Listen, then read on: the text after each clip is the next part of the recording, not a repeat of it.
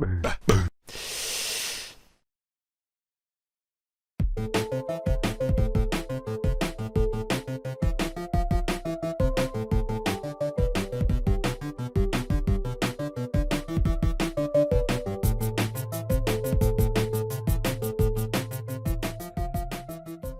and welcome to the video. Today we're going to be having a look at walks, and I want to break down a walk cycle and look at kind of the process, or at least a process for tackling a walk cycle, and some of the major elements that you need to think about when you're doing a walk cycle yourself. So first off, let's have a look at some kind of process specific stuff. Most people will start with the contact pose. I quite like starting with the passing pose. However, it's generally more commonly the contact pose that people start on. So I think the first place to start would be to have a little look at the kind of the four major poses that you need to go through. So contact at this point, and I will focus primarily on the feet, just because it's a good way to kind of construct your walk cycle. So at this point, we can see we have foot roll already activated. I'm on the wrong foot. It's activated on both feet, but I'm going to have a look at the back foot here first. So we have foot roll, which is getting up onto the balls of the feet. The front foot, the lead foot, has the exact opposite, where we're going onto the heel. And as we move into the down pose, we flatten out this front foot, and the hind foot has more foot roll generally assigned to it. And then we move into the passing pose, and again with the front foot we have a flat foot, and the back we have our roll, but we may very well have introduced some regular rotation in that foot as well. And then we get into the final of the four poses, which is the up pose. And at this point, as you can see from my back foot, I've began my roll. So I've started to roll upwards as the foot heads backwards towards contact. Now this is really helpful for helping the pelvis rise. If I take the foot roll off, you'll notice that we get a knee pop, and it actually can't roll all the way to the ground. So the roll can be kind of a savior for raising the pelvis in the up position, which is the highest point of the pelvis throughout this whole walk cycle. Another key thing to note with our feet, if we have a look at the X position, you'll notice that the feet are not staying exactly in the same position. They're actually moving in and out. So if we look at this in comparison with my graph, so I have my X position while I'm on the ground, and it stays, as you can see here, flat. So it's not moving in or out, it's flat. And then as we reach the contact position, that's the last of the flat poses. And from there until our passing pose, we're actually moving outwards. So if you have a look at that foot, it's moving outwards. And then it swings back and comes into this flat position again as we make our final contact. So the whole time that this foot is on the ground, it does not move in or out. But when it raises, or when it hits contact and starts to head towards passing, it starts to swing outwards. And that gives us a nice kind of organic feel, as though the foot is responding to restrictions with ligaments and whatnot as the pelvis moves around. So it's a key point, and I see a lot of people missing that. Another key point is actually the rotation of the foot. You'll notice on my contact, I have it kind of pointing outwards. If I go into my front view, actually, my foot is angled slightly outwards, and as it hits the ground, it stops being angled outwards. So if I get to the relevant rotation, I do believe I am in object. Okay, so it will be rotate Y. So you see here, this graph is showing that in contact we're angled outwards. When we hit down, we're back to neutral, and it stays neutral all the way until we hit our down pose. So we hit contact and then down, and then from down all the way up into our up pose, we are starting to angle the foot outwards. And then as we hit the ground, we pull it in a little bit so that by the time we hit the down pose, we have fully straightened out our foot. So two things that add just a little bit of extra kind of flair and polish to our feet that a lot of people seem to miss. But it really does make a difference and helps our walk cycle to just feel a little bit more natural. So the way I tend to approach making a walk cycle is I will actually make, as in use the whole body and make a contact pose. Or if I'm starting with a passing pose, then I will actually make this whole pose, knowing that I'm going to come back and change it. But then from there on out, I will work on the feet. I'll generally grab this pelvis and just pop it down lower than I expect, so that when I'm moving the feet around, I can actually get it to the width and the distance that I want it to without the, if I put the pelvis back up, without the pelvis causing weird things to happen in the feet. So I lower the pelvis and make the first pose, and then from there on out, I just focus on the feet. So the final element of the foot that we need to look at is the travel backwards motion. You can kind of eyeball this and try to make it make sense manually, but it's so much easier if you put this on a linear curve. If you ever want to have your character actually moving forward, the easiest way to extract the speed that you're traveling at and therefore kind of match it so there's no foot sliding is to ensure that when your foot is traveling back, it is going at a consistent speed. Using this, you can extract that speed, reverse it, and essentially get the speed that you're traveling forwards, and you want it to be a linear speed. So in order to get that, what we need to do is have a look at our keyframes. I've deleted everything in between my my down pose to my next contact and turned it into a linear. Now, technically, I should really have done that from contact to contact, but I often find the transition from contact to down to be a little bit jarring if I don't have some kind of spline there. And I was having real trouble with this particular cycle. So in this one, I have tried to kind of match the curve up between the contact and down. But from down all the way to contact, we have linear. And if you don't know how to make a curve linear, if I grab these two handles here, so I grab this keyframe, this one at the same time, and grab both of those handles, and I can pop it to linear here. Like if I click on spline, and there we've got spline there, I can then just jam them into linear like so. I've totally screwed everything up here, but by doing that, you're then able to copy this information here. So you can copy that here, and then we'll go on to the root and get our translate. Actually, not that root. It's the main controller on this, the one that actually moves the whole person around.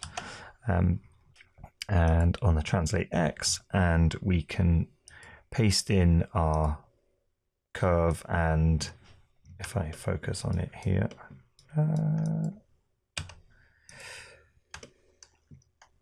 here we are. So there we have our curve. I really have not focused this well. Come now. There we are.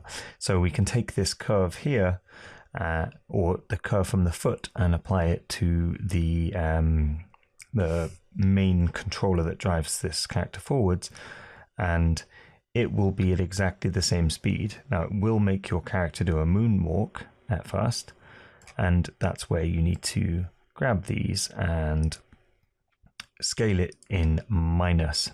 I already have mine set up, so if I reset my settings, it will look like this. So a +1 is the same scale. If you have a -1, then it's the same scale, but in the opposite direction. So if I scale those keys, it now sets it so that it's going in the same direction as your foot. And as you can see, it's now glued to the ground, not moving forward. And we can then cycle this curve just by putting it on post infinity and making it so that we can get the exact same speed that we need to be walking forward at. And this has worked remarkably well here. Looks lovely. So that's the final bit that you need to do on the feet. And if I just go in again and have a look at my feet. Oh, so this is the other foot. So you see I've done the same thing here where I've taken it at the down pose instead of the contact. But then otherwise made this into a linear curve so that we can extract that speed curve number, whatever, extract the speed that the foot is traveling backwards and use that to understand what the speed traveling forward should be for the whole control. And once I've done the feet, I go in, grab the pelvis, and I start looking at the translate up and down. And I get the up and down working. Oh, I've set a key here and made it go higher than I wanted. Well, I'll leave it. But I do the pelvis up and down and then start thinking about the other elements. And the reason I do this is because everything above the pelvis is heavily influenced by what the pelvis does. So it's kind of pointless doing a lot of work on the chest and the arms when you still have edits to make on the pelvis. Oh, I've totally screwed my walk cycle here. So once I've done the up and down on the pelvis, and I'm kind of happy with how it's looking from side and front, I'll then look at the other elements of the pelvis. One thing to note here is actually the pelvic kind of sway from side to side, and it's a combination of translating from side to side and rotating either the pelvis itself, or if, as I prefer, using the swinger. The swinger will move just the pelvis and not bring the rest of the body with it. And you're going to have swinging kind of up and down, I like to refer to it, and front and back. And there are key moments where the rotations are important. But before I've done that, I tend to find it useful to do the up and down and then the side to side. So the up and down, fairly straightforward and is actually dictated by two of our major poses. The down pose being the lowest point of the pelvis, and you guessed it, the up pose being the highest point of the pelvis. And what happens in between is, I guess, of less consequence, but you can screw it up. I tend to have the contact being slightly lower than the passing pose, but they can be exactly the same and kind of be neutral. But if you take this passing pose, for instance, and you move it further down, then what that's doing is making the down position persist for longer, and then we pop up kind of faster because we have more distance to travel now. We pop up from the passing to up position a lot faster, and we can have a look at how that looks. You see now on this step here, we have quite a spring as we pop up, and that might be what you want, but it's one of those areas where you can make a significant change to your kind of character of your walk. Similarly, if you have it higher up, then it will hold that up position for longer, but be a more gradual rise. again, a stylistic choice. If you're going for a kind of straightforward, no particular deviation on the bounce kind of walk, then somewhere around the same as the contact is fine. And we'll see that from the up position to the contact, it's actually quite a big distance. So if your contact is too low or not low enough, then the kind of the power of hitting into the down pose is minimized. So that's kind of the default for our up and down and our pelvis. As for the side to side, you'll be able to see that fairly straightforward. We have 2 legs and we don't do a cycle that repeats on each step. We have one side favoring one foot and one side favoring the other. So by that, I mean this graph here is an extreme and we have another extreme here. So you'll notice this is in the passing. So what's happened is the foot has been put down, and as we put more and more weight on the foot, we also balance ourselves, because we are now on one foot. We balance ourselves by leaning over to that side. And if you put in these two poses first, or two positions, so on both passing, make sure you favor the side that the foot is down. And from there, the curve kind of takes care of itself. If you want to trim the curve and make it that bit more effective, then you can go into the contact pose and just neutralize this sideways motion, which is what I've done here. So on both contacts, I've put it back at 0, so it's flat. And once you have those two elements, the up and down, side to side working, you've got quite a nice amount of the kind of character of the walk captured. However, it's the swing that I think really starts to deviate, I'm going to call it sass, in a walk, and particularly important when it comes to differentiating between a male and a female walk, a typical male and female walk. Slight different changes in the anatomy, but also kind of personality. So an uber feminine walk will really push the hips out. So my character here has got a fairly feminine walk. You'll see there's a fair amount of kind of hip action going on, a fair amount of swaying in the bum as she's taking a step forward. And that's a combination of the up, down, front and back, or forward and backwards, as well as I do have a tiny little rock forwards, but it's negligible and not really necessary. But let's have a little look at the up and down. So at our contact position, I have it set at neutral. The other contact position, I've got it slightly higher than neutral. It was at neutral, but in order to balance out the leg positions, I had to kind of raise it a little bit. As you see, if I flatten this more and more, then we get a knee pop. And I have it slightly above neutral here, not because of this pose, but because of what was happening before it hit that pose. So it's one of those areas where you can use this controller to combat knee popping. So neutral in both contacts, and it's actually the down pose itself that's normally kind of one of the most extreme areas for the rotation.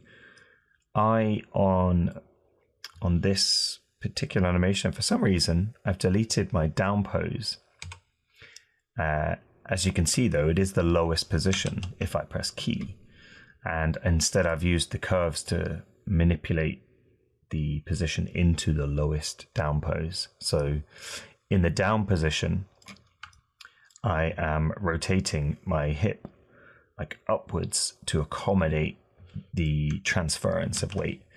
And if we go to the other side, in the down pose here, as the pelvis is on its way over to the passing extreme of the X translation, you'll notice that this is where we hit our highest peak with our hips rotation. And it might be useful to actually just use like a freeze frame as I'm looking at my graph, so you can just kind of apply that to your own. My explanation might make no sense because I've got lots of ups and downs and strange terminology that are probably 50% peculiar only to myself. But nonetheless, that's our up and down. And then we have a look at our rotate forward. Now this one is straightforward. The reason we rotate our pelvis forward and backwards, like so, is to allow the leg to stretch further. So it's pretty obvious that we would do that when our leg is stretching forward. So contact. And you can see that from the graph. When our right leg is stretching forward, our pelvis or our hip, our right hip, is furthest rotated forwards. And if we go to our other contact, we have the exact opposite. And that's about as complex as it gets.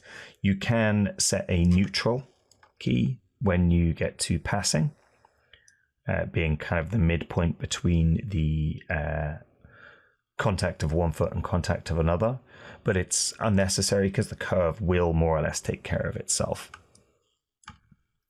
So if you have your feet in position and you're happy with your feet, and then you've done your up and down of the pelvis and your side to side of the sway, and then you get the swing going, you'll be able to use all of those controls to combat any popping in the knees and make sure that your feet are doing kind of what you want them to. At this point, you're in a really good position. The chest movement and the arm movements are pretty straightforward. The harder parts come from the lower half of the torso, balancing the feet positions, rotations, and movements with the different pelvic controls and trying to prevent knee popping or juddering. And it's always a balance between the foot roll, the foot extension forward, so usually the Z axis, the pelvic up and down position, pelvic forward and back position, and the swing controller or the pelvic rotations. It's normally a combination of these things that helps you to prevent the knee from popping. And sometimes you might think, oh, I'll just move the foot backwards a little bit, but you do that and it looks a bit janky. And what you might need to do instead is just change the angle of foot roll. Failing that, because that might make the foot slap down too hard or not enough, you may then just start looking at the pelvis and thinking, can I rotate the pelvis up slightly more or down slightly more or rotate it forwards? And somewhere within all of those controls, you will find the thing that works best for your particular scenario. I can't say which one's the right one because everyone's animation is going to be different, but they are how you will solve your knee popping and knee juddering issues. And then at this point, you get to the chest. The chest rotation is a very simple curve. As you are rotated, as you have your right foot rotate, when your right foot is in the contact position and therefore furthest forward and your hips are furthest rotated that way, you will have the chest doing exactly the opposite. And as the other foot makes contact, it's the exact opposite to that again. So it's very, very straightforward. And all you want to do is just have the smoothest possible curve here and then decide whether you want to have a more aggressive move forward or an aggressive move backwards. But generally, you'll be fine with a very smooth and straightforward S-curve. The arms, I generally tend to delete all of the keys at this point. Once I've got the chest keyed in, I'll delete all of the arm, elbow, wrist, and collarbone or clavicle keys. Delete them all and put a key in for my contact. If I get that up. I'll put a key in for my contact because that should be more or less the extreme backwards or forwards for your arm. You can deviate this a bit and have it kind of delayed, but that tends to be how that works. And I've put in some extra keys to prevent my arms from kind of swinging out too much. If we look at my Y here, I deliberately have made this come in towards the body a little bit more because it was doing a little bit of a Conor McGregor walk. And I wanted to reduce that, but still maintain a little bit because my character's meant to have a little bit of cockiness about them. So this control here can prevent or can manipulate how much the arms kind of swing outwards or whether they stay very in line. If they're very in line, then it's quite rigid. And if you want to loosen them up, you can have a little sway out to the sides.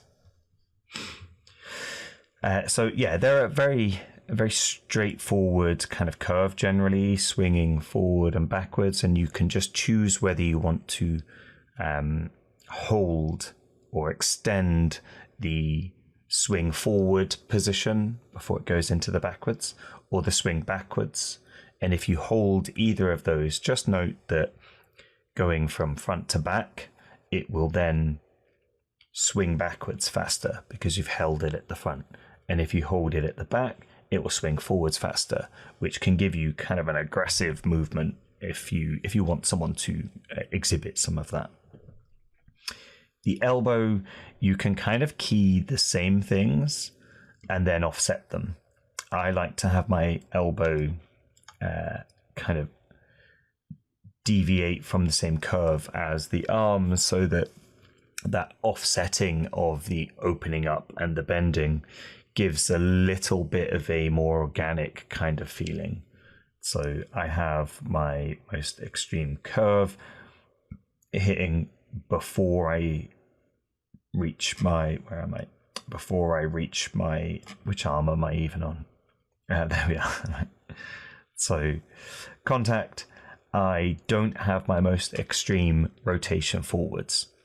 A lot of people have the most extreme rotation forwards there, which is fine, but I like it to hit a few frames after to accentuate this movement backwards and make it feel like the elbow is leading the backwards motion. And when moving forwards, I like it to straighten out more as it is moving forwards. So by the time it hits passing pose, it's kind of at its straightest position. Mostly I use the wrist as a way to kind of have some flowiness. So this y-axis here, which dictates how much it bends or extends out forwards. I use this as a tool to kind of make the hand have a little bit of looseness. You can see in this change here, we have a little bit of looseness. And just like the elbow, I offset that from the swinging of the arm. After that, really, the main thing you want to do is decide what you're going to do with the head. I want mine to be fairly fixed with a tiny little bit of movement to the side, but fairly fixed forward. And with the fixed forward, you need to think about the fact that if I put this back to 0, because the chest is rotating to the side, the head will follow unless you counter keyframe it. So first thing I do is I counter keyframe it so that it's looking straight on, and then decide if I want it to have a bit of rotation side to side, or if I want it to have a little bit of a kind of a bob, and then just accentuate these keyframes from there, either with the neck joint or the head joint. And I've done most of mine here with the neck. Oh, in fact, all of it with the neck. By the time you hit that point, you're essentially in polish. And once you're tweaking the knee pops and you've got the sway working how you want it to on the pelvis, and you've got the arms flowing nicely and your head's either bouncing like you want or staying tracked straight on, you're hitting polish at that point, and you can begin to add in more flair and kind of accentuate actions as you go. and you should be on course to have a fairly decent walk cycle at that point. So yeah, I hope that's useful. It's kind of a little breakdown of the major elements, but also an insight into how I tend to approach walk cycles myself. And I've done a lot of walk cycles over the years, and at one point having to do like 14 different walk cycles on screen at the same time for 14 different characters. So I've done quite a lot. So I needed to have a system that kind of made sense for me in terms of being efficient, because you can take a long time on a walk cycle, and if you're a bit sporadic in your approach, then it's a fairly painful experience. Whereas if you have a slightly more methodical approach, then you can kind of break it into smaller chunks and have a little bit more fun with it, knowing the particular controls to use to accentuate, like the hip swinger, or the controls that you need to dial in order to prevent issues like knee popping. It really helps you when you're making walk cycles and you're on a deadline as well. So yeah, I hope that helps. And thank you very much for watching, and I'll see you in the next one.